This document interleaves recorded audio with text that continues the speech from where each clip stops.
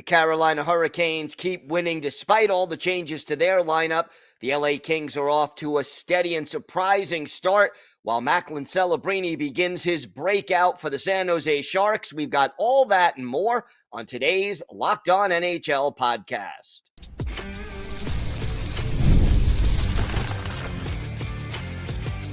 You're Locked On NHL, your daily podcast on the National Hockey League. Part of the Locked On Podcast Network, your team every day. Gil Martin here, and welcome everybody to the Monday edition of the Locked On NHL podcast, part of the Locked On Podcast Network, your team every day. I want to thank everyone who makes Locked On NHL your first listen every day. Don't forget to subscribe on YouTube or wherever you get your podcasts so you get new episodes as soon as they drop. Today's episode is brought to you by Game Time. Just download the Game Time app, create an account, and use code LOCKEDONNHL for $20 off your first purchase. It is my pleasure to welcome back to the show my non-related cousin, Zachary Martin of Locked On Carolina Hurricanes. And Zach, great to have you back. And yeah, the winning streak finally did come to an end, but boy, the Carolina Hurricanes are playing some really good hockey so far this season. Yeah, no, 100%. And as always, thank you for the invite. It's always good to talk to my non-related cousin, especially when it comes to hockey. And yeah, I mean, all streaks come to an end, unfortunately. You can't go 8-2-0. And yeah, I mean, when you're averaging over 4 goals a game and you're giving up like less than 2.5, I mean, it's one of those things where, yeah, you're still playing great hockey and you're still 10-3. So, I mean, it stinks that you lose a streak like that, but it's also like, this is Gil, anyone can beat anyone. And it's just, some things happen like that. And, it just means that we can start another streak and maybe go to 9, go to 10, who knows? So it's just another opportunity to just be like, it happens, but another day to start a new streak, honestly. Talk to me about the goaltending, because it has been remarkably consistent. And, it's a little mind-boggling because this team seems to play better offensively in front of Peter Kochetkov. Yeah, no, and the thing, too, is like before Frederick Anderson got hurt, and we still don't know when his official his comeback days because he's still week to week. But, yeah, it's just the confidence the team has in front of this kid because they know that he will be aggressive at times, but knows that he's a rock in that net, and that's where you see where, yeah, there's some games where I might give up 1 or 2 goals, but it's like, yeah, but the team can still go out there and play their game. And even in a game where you lose, 6-4, of course, technically 5-4 because of an empty netter, but it's still one of those things, well, that's with their other netminder, but still, like, I mean, you look at how just overall he's played so far this season where he's like 7-1-0, you'll gladly take that, and the fact that it's kind of worked out to where it's like, yeah, what you're getting out of this kid, and it's good to see that you want to see momentum built with him being like your stalwart, your horse. So being able to log more games with him in the net, it feels like the team can just go out there and play their game, and they're like, okay, we know he's back there to do his job, but they also make sure not to leave him out to dry, which is nice too. So there's that nice dichotomy between the goaltending and the team in front of them. Talk to me about Cy Young Award winner Jack Roslovic. I mean, 9 goals, 1 assist, but 9 goals. Not the guy you would expect to be leading the Hurricanes in goals after 13 games. No, definitely not. And the thing is, I like that sign from the Hurricanes because it's one of those things where I'm originally from Northeast Ohio. He's a Columbus, Ohio kid, so it's good to see another connection from Ohio being down here in the Carolinas, but. You always, when you look back and when he was with the Jets in Columbus, even that small stint against the Rangers, you could see that he had speed and he had some skill there. He's just trying to find a way to unlock it. And somehow, and he's said it since he's been here, he's found a way. It fits his game of the transition style that the Hurricanes play, going from the defense to the offense. They expect almost everyone to play almost a 2-way game, but still tapping into what they're good at, either if it's speed, sniping, being a power forward, stuff like that, but implementing what they want as a system. And somehow putting him on the top line with Aho and Svechnikov, which I don't think anyone saw coming into the season. Like, he was starting second line with Kotkaniemi and Nietzsche. They go to Edmonton, shift the lines around. He goes to that top line, and he's been an absolute, on fire, which is insane to think about. And he's already tied his goal total from last year. He did in 47 less games, which is absolutely insane to think about. And I think his career best is 22, which if he even like keeps a steady pace, I think he can do it. But yeah, you love to see it for the fact that it's just there's something there, and the fact that he's found a way to unlock it, and the fact you're paying him $2.8 million to figure it out right now in this system. It's a good sign to see for sure that it's like, okay, we might be onto something here for the fact, like you said, leads the team in goals, and it's like, all right, we were expecting where the goals are going to be coming from, getting it from him. I mean, you'll take that any day of the week at this point. It's crazy to think about, though. This team has been remarkably consistent. Top 10 in goals scored, top 5 in goals against, top 10 on the power play, top 10 on the PK. Does anything concern you about this team right now? Health of the goaltending right now is just because the fact that, yeah, you do lose Frederick Anderson, but you do get Spencer Martin coming up as your third goalie. And of course, that's just an unfortunate game in Colorado where you're flying same day. You got altitude. You're facing a very angry Avalanche team. It is what it is. But, you got Pierre Kachuk who's been playing really well too. And outside of that, I mean, it's very tough to say, like, what can you really be mad at when you're looking at a team who's 10-3. Unfortunately, you just had a winning streak snap, but of course, it's Colorado. Something weird always happens up there when they go on the road. But honestly, right now, it's just you're finding the consistency that you really need from this team. And I do think that if you want to really nitpick a concern, I guess, it's the fact that while you do have a lot of these other guys who are scoring a lot, like a Jack Roslovic or Eric Robinson or Jackson Blake, Martin Nish is on an absolute tear right now, which is just insane to think about with his new contract. You're still hoping for like an Andrei Svechnikov and Sebastian Aho to kind of start taking over games like you saw with Nathan McKinnon or Cal McCarr or name, Connor McDavid, name whoever you want to talk about. So I guess if there's a concern is that you're kind of hoping the big boys start doing what they're supposed to doing and just absolutely dominating and taking over games. Now, Aho is still like within a point per game. It's just he's doing it very quietly where it's like, yeah, he's got 2 overtime goals this year, but I feel like that we're missing that. This is my game. I'm taking this thing over, and he's like showing that regularly or making a massive impact rather than just here's a game-winning goal. It's like, okay, that's great, but that's one thing I'm like, there's that little extra we're kind of missing, but that's just really nitpicking. Other than that, I don't really know what you can say right now. Just how great this team is playing right now. Like I said, 10-3, top of the division. They have games in hand on pretty much the Rangers and the Devils at this point. So they're putting with house money right now. Give me a guy who's not making headlines, but is quietly just exceeding expectations for this team right now. I would say Eric Robinson, because honestly, the way he's been playing, he's in the top 6. You would never think he would be because the fact that everyone kind of stencils him as a bottom, fourth line guy. And he kind of started there with Jack Drury and Jackson Blake, but then shifts up to the top 6 when they move up Roslovic and they move Seth Jarvis down to the third line. And Robinson with Kotkaniemi and Nichis, it just unlocked another dynamic to where now you have guys who can, because this team is all about being versatility and finding ways to be versatile and move up. No matter where you're in the lineup, you can find a way to get a line going. And the fact you got Robinson, who's got some sneaky speed, which I don't think people realize. He's had in Columbus, he's had in Buffalo, but now it's like you're adding a element to where he's working with Nichis to where now their speeds are working together to where they can kind of play off each other. And then you do a lot of give and goes, a lot of zone entries. And then you got that Kotkaniemi as your second line center who plays a little bit more of a defense, but who can find a way to still play that two-way game as well and use his body. It's kind of fit in well to for Robinson. Has found himself to where he's even like I think as of right now, he's tied for the team lead in plus minus. Like he's already double digits already. And that's like something I think a lot of people are overlooking is just how he's found a way to fit himself into the, like with Roslovic. His game has found a way to work for the Hurricanes where his speed matches Nichis. That way it's not just Nichis and like a couple guys who might have some speed. No, you have a speedster and a speedster on your wings. And just the way that Robinson throws the body, battles on the boards, finds the guys when he needs to. I think Robinson right now is an underrated guy. I don't think anyone's really keeping an eye on right now unless you're watching Canes games every single night. So, yeah, I would say definitely Eric Robinson is that guy right now. That's just an unsung hero for this team. All right, Zach, why don't you tell our viewers and our listeners where they could find the podcast and where they could find you on social media?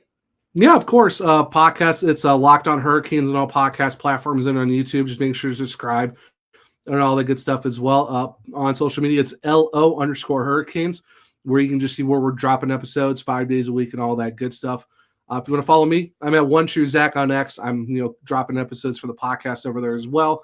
Also articles that I'm writing for the Hockey Writer. So if you want to keep up with written content, I got that over there too. And of course, there's a link tree where you can find my articles and where you can find the podcast as well. So a lot of good avenues to find Locked On Hurricanes, that's for sure.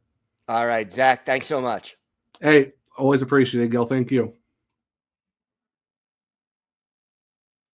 Today's episode is brought to you by your friends at Prize Picks. You can now win up to 100 times your money on Prize Picks with as little as 4 correct picks.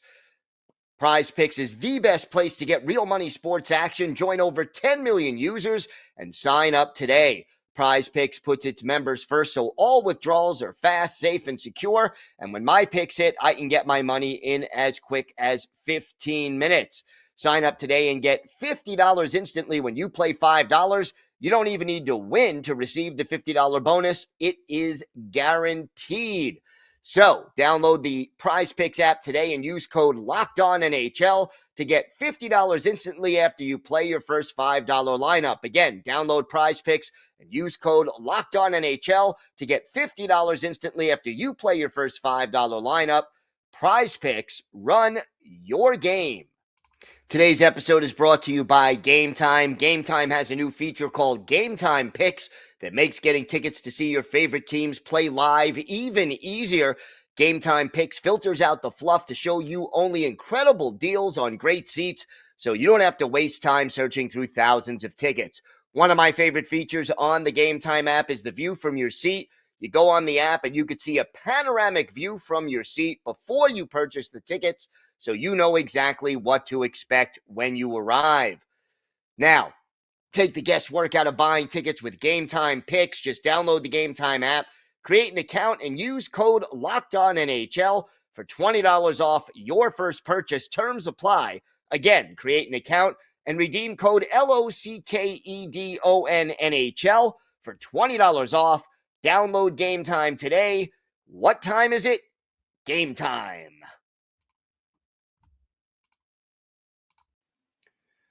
The LA Kings have surprised a few people with their fast start, but it hasn't always been consistent. Eddie Garcia of Locked On LA Kings is here to talk about that and what it'll take for the Kings to keep winning going forward. All that and more next on the Locked On NHL podcast.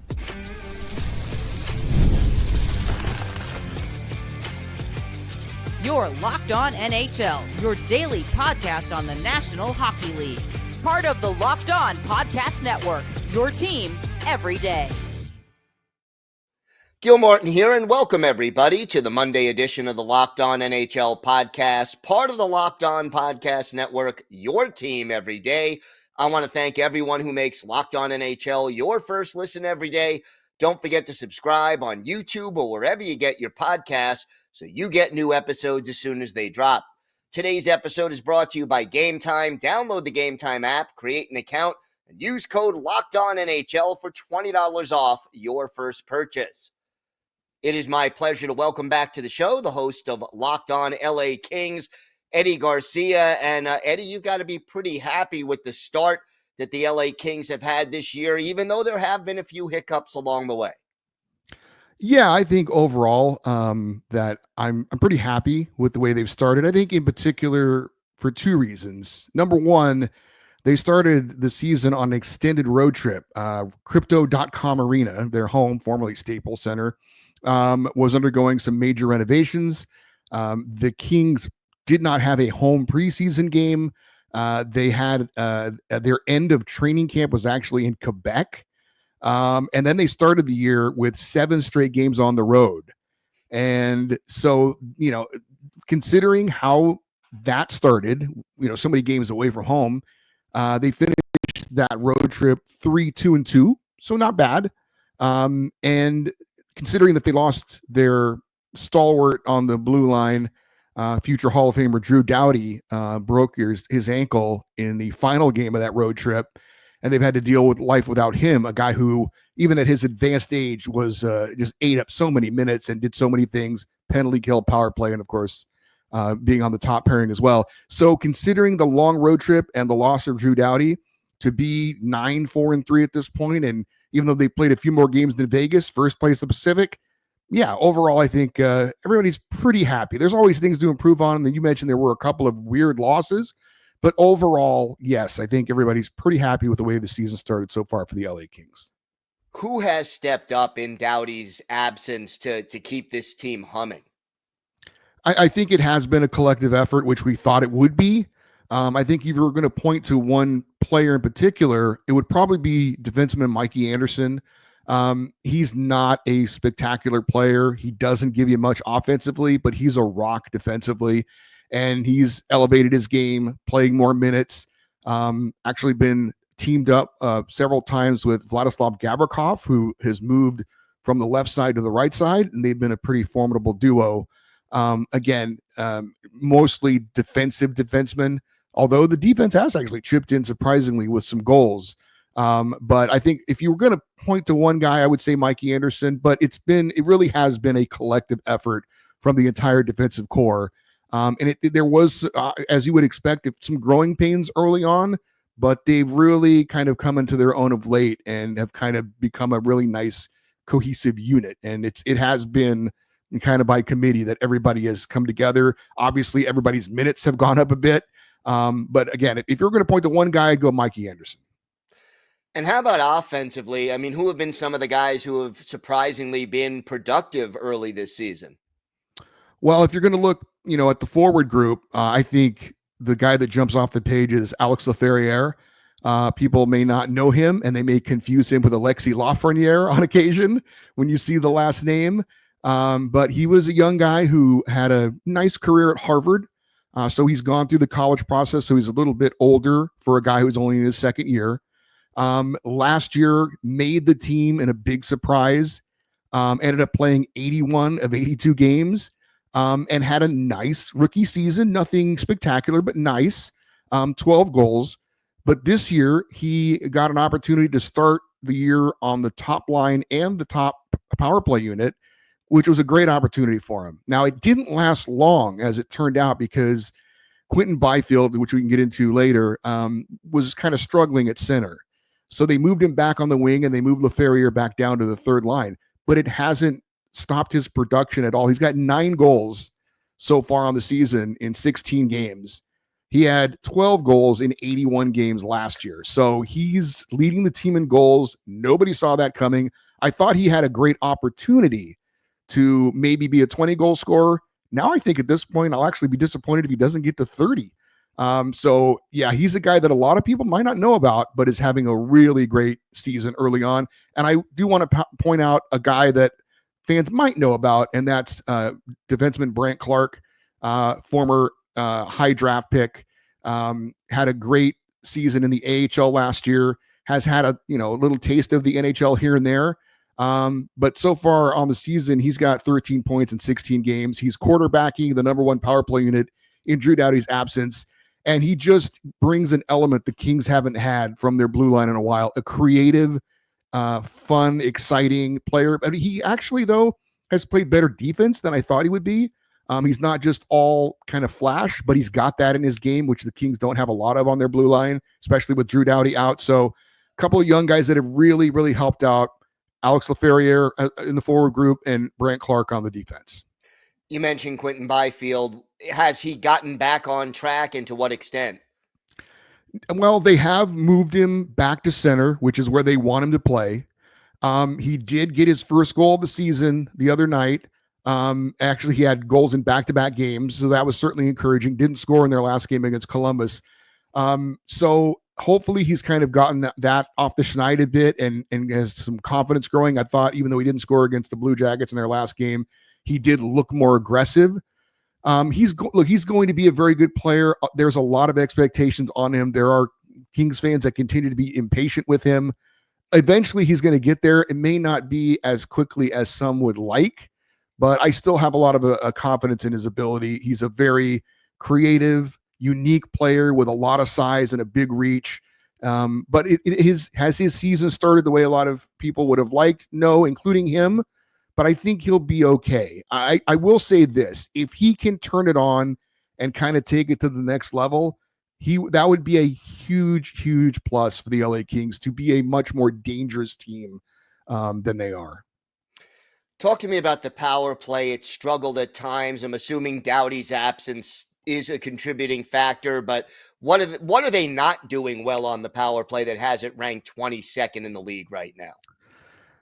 It was really awful to start. It's gotten slightly better, but not much. It's the one real area that the Kings are deficient in so far on the season, and it hasn't flowed very well. Sometimes they just take too long getting it set up to begin with. And it's just the production just isn't there. They're doing some things different recently. Kevin Fiala is a guy they've been trying to set up a lot, and he can be a very dangerous threat. But it seems like once it starts getting a little bit better, then they take a step back, and that's the one glaring weakness the Kings have right now. And if they're going to contend with some of the really elite teams in the league, the power play's got to get better. If it isn't, they're not going to be able to hang in there, because right now it's been a negative for them. What else is necessary to sustain this strong start? I think probably, kind of a more balanced effort. Trevor Moore was a 30-goal scorer last year. He's got 2 goals in the season. I mentioned Quentin Byfield was a 20-goal scorer last year. He's got 2 as well. So I think those 2 guys getting going certainly would help. And just being more consistent overall. Their last game against Columbus, they had a terrible first period, and then they turned it on in the second and third and were able to win fairly easily. But just they're a good team, but they're not a team that can take periods off, or else they're going to get stung. And we've seen it a few times this season. They lost to the San Jose Sharks, which at the time was the worst team in the NHL.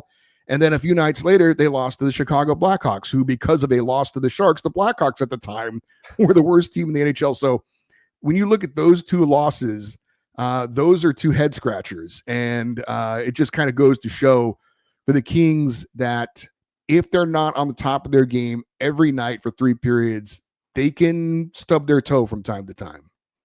All right, Eddie, I know you'll have the rest of the season covered every step of the way. Why don't you tell our viewers and our listeners where they could find the podcast and where they could find you on social media? Well, obviously, you can find Locked On LA Kings anywhere you find your podcasts. And we're also on YouTube. I would just say search if you're looking for it. Make sure you search LA Kings. If you just search Kings, you might find a basketball team from Northern California. If you want to follow the show, we're at Locked On LA Kings on X and Twitter as well. All right, Eddie, thanks so much. Always a pleasure. All right, Gil, thank you. Today's episode is brought to you by your friends at FanDuel. Get ready to tackle the NFL action with FanDuel, America's #1 sportsbook.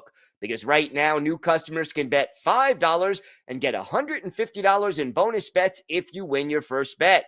The FanDuel Sportsbook app gives you everything you need to place live bets on the NFL all in one place. So when you get a hunch in the middle of the game, you could check out the latest stats, view live play-by-play, and so much more, all on the same page where you place your bets.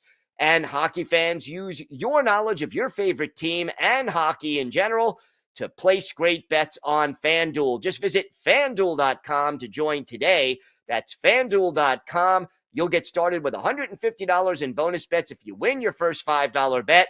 FanDuel.com. Never waste a hunch and make every moment more with FanDuel, an official sportsbook partner of the National Football League. After a slow start, guess which Western Conference team has won 5 of their last 7? If you said the San Jose Sharks, you are right. JD Young of Locked On Sharks is here to talk about the reasons for the team's turnaround and the latest on Macklin Celebrini. We've got all that and more on today's Locked On NHL podcast.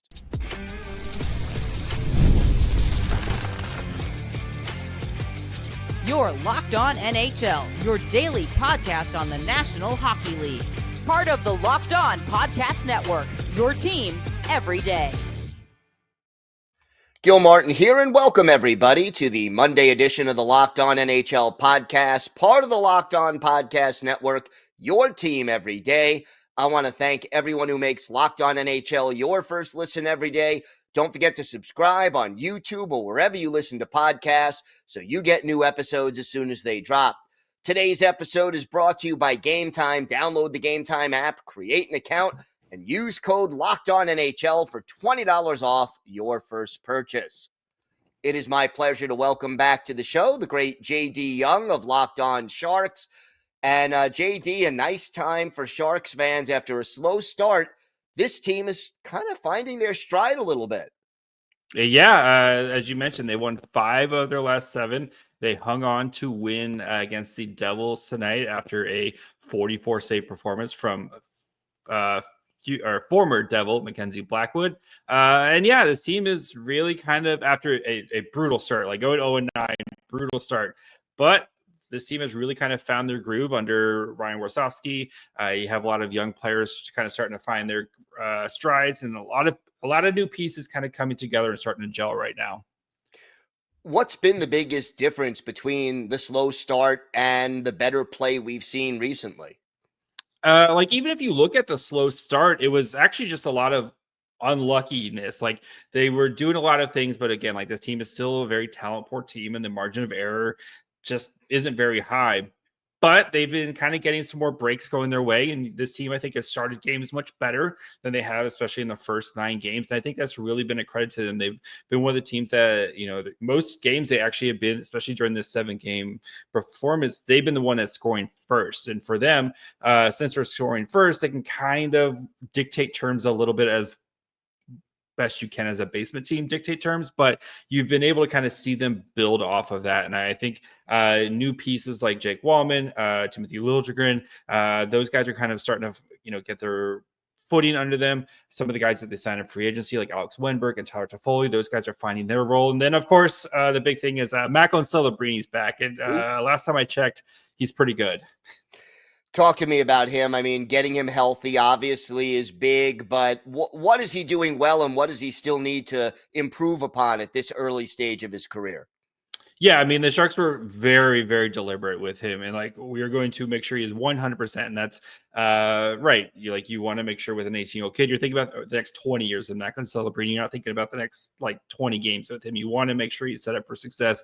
They want to make sure he's 100% healthy, and he is.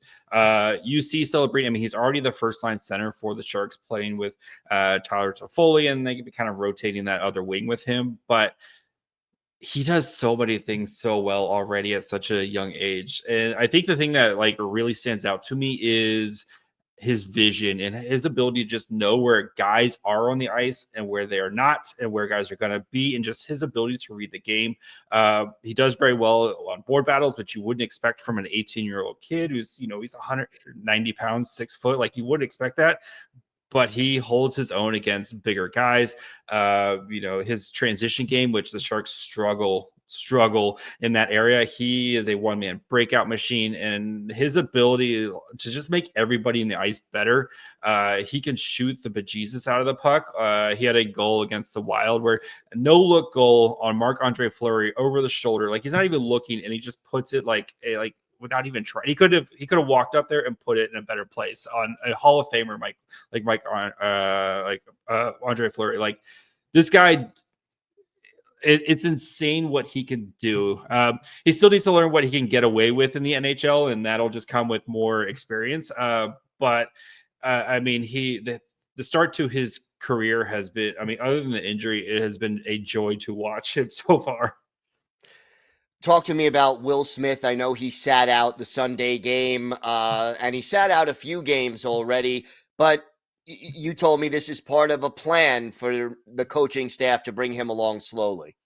Yeah, with Will Smith, they've been very deliberate in games that he plays. He has not played back-to-backs, with the Sharks playing a back-to-back on Sunday and Monday. In Philly, they've been very picking the game. Like, you're going to play in this game, we're going to sit you out for this game.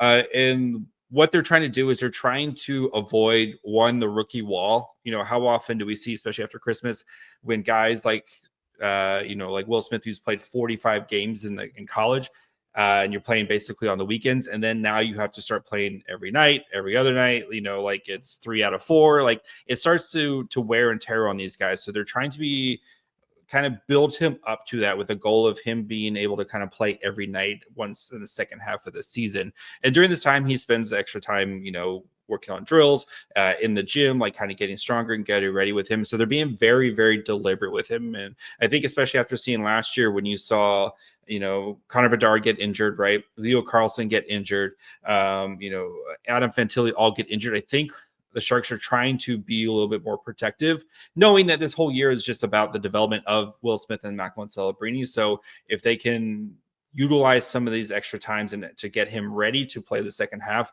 I think that's what they're doing, is trying to kind of push off as best they can that rookie wall, and that way, and also help to prevent injuries for Will Smith. Talk to me about Mikael Granlund. He's leading the team in points, tied for the team lead in goals. What has he been doing for this club so far this year? He has honestly been their best player. And it's crazy to think back to last offseason after the Sharks acquired him and Erik Karlsson, and it felt very much like a throw-in deal kind of piece for the Sharks. But Mikael Granlund has been the best Sharks player since he arrived here, and he has dragged this team to wins that they probably shouldn't have won. If you go back to they came back, they were down 4-1 to Utah. He scores 2 big goals in that game. Like at one point, he had scored 4 straight Sharks goals between multiple games. Like that's how important Mikael Granlund is. And he's the last year of his deal. It's going to be really interesting to see what the Sharks do with him long term. If a team is willing to give up a first round pick for Granlund, are the Sharks do that? Or are you potentially re-signing him because he's a good player and the Sharks just need more good players, kind of re-sign him for a couple years and as he kind of helps grow this young core. But Granlund has been easily the best Sharks player. He's playing a bajillion minutes a night. Like he's up there among the league leaders in time on ice per game. He's on the PKs, on the power play, whatever the Sharks need him to do. Mikael Granlund is like, I'm that guy. I got it. And he has easily been their most valuable player, other than, Mackenzie Blackwood tonight, but just Granlund from night to night. Like, and the thing, like, you never say, like, man, Granlund had a bad game tonight. Like, he is steady Eddie every night, and that is exactly what you're looking for from Granlund to kind of help show guys like Eklund and Celebrini and Smith how to be professionals and how to be professionals for a very long time. What are the most important keys for this team to be a better team in February and March than they are right now in October and November? I think you just need to continue to have your young players develop, right, and hope that they continue to get better. And I think as this team continues to gel and not have as many games where you're trying to hold on to a lead like we saw against the Devils, right, where you give up 19 shots in the third period. And yes, the Devils are trying everything they can to get back in this game, but how do you kind of have that counter punch? I think that's the next thing that this team needs to work on, is how to develop that counter punch. So yeah, maybe that other team is kind of taking control for a little bit, but can you have that special play where maybe you start something and get something going the other way? And I think that's where when Celebrini continues to get more comfortable, and once Will Smith continues to get more comfortable, that's what those players do, because they're special players, or they have the prospect to be special players. So I think that's the next thing in the Sharks is not only like how do you win, but then how do you kind of put teams away? I think that's going to be the next step for San Jose as they continue this development year. Had to feel good for Mackenzie Blackwood to beat his former team, and 44 save shutout is pretty incredible. Yeah, set the Sharks record for most saves in a shutout with that performance. And Mackenzie Blackwood, Vitek Vanacek, the numbers aren't the prettiest, but those guys have battled every night behind, again, not the most talent-rich team in the NHL, but just kind of like the Sharks team, like they're going to be in it. They're going to make you work for your wins, and they're going to, like that. That's kind of the motto of this team right now, is like, just play hard for a full 60 minutes. And this team is learning to do that right now. And I think Mackenzie Blackwood and Vitek Vanacek, both these guys are kind of, you kind of see the face of that motto. Like, we're just going to hang in there. And if I got to stop 19 shots in the third period, I'm going to stop 19 shots in the third period tonight. All right, JD, why don't you tell our viewers and our listeners where they could find the podcast and where they could find you on social media? Of course, you can listen wherever you get podcasts, including this one. You can watch on YouTube as well. Follow me on Twitter at MyFryhole, and come back tomorrow where Seth and I do all things Western Conference. So, yeah. All right, JD, thanks so much. Always great talking hockey with you. Thanks, Gil. I want to thank my guests, Zachary Martin of Locked On Carolina Hurricanes, Eddie Garcia of Locked On LA Kings, and JD Young of Locked On Sharks for joining me today. I'm Gil Martin. I host the Monday edition of the Locked On NHL podcast, and I co-host the Friday edition along with Rachel Donner. Don't forget, we're here every day, Monday through Friday, bringing you the biggest stories from around the National Hockey League. So make sure you subscribe so you never miss an episode. Thank you for making Locked On NHL your first listen today. For your second listen, find Locked On Fantasy Hockey. Become a fantasy hockey expert and get the edge over your league mates with daily tips from Steal and Flip. Find Locked On Fantasy Hockey on YouTube or wherever you listen to podcasts. It's part of the Locked On Podcast Network, your team every day. Have a great day, everybody, and thanks for listening to and watching the Locked On NHL podcast.